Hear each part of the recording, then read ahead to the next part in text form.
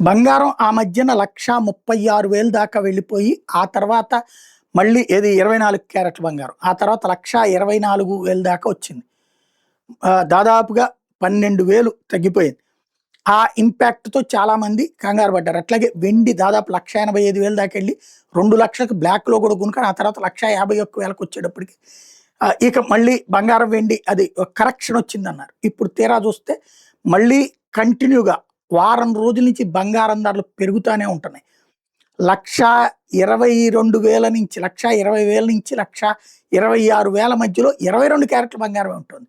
అదే సమయంలో 1,30,000 పైన 24 క్యారెట్ల బంగారం ఉంటుంది. వెండి 1,80,000కి తగ్గట్లేదు. తద్వారా బంగారం ఒక సంకేతం ఇస్తుంది, ఇప్పట్లో తగ్గేదే లేదు అన్నటువంటిది.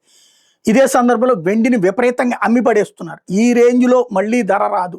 ఆ మధ్యన మొన్న 1,85,000కి కొన్నటువంటోళ్ళు ఇప్పుడు అమ్మేస్తున్నారు. అట్లాగే అంతకుముందు వెండి నిల్వలు ఏదో 80,000కు 90,000కు కొన్నోళ్ళు కూడా ఇప్పుడు 1,80,000కి వచ్చినటువంటి నేపథ్యంలో అంతకైతే ఓ 20% తగ్గించి తీసుకోండి అని చెప్పేసేసి 1,60,000కి 1,50,000కి షాపులోళ్ళకి అమ్మేస్తున్నారు.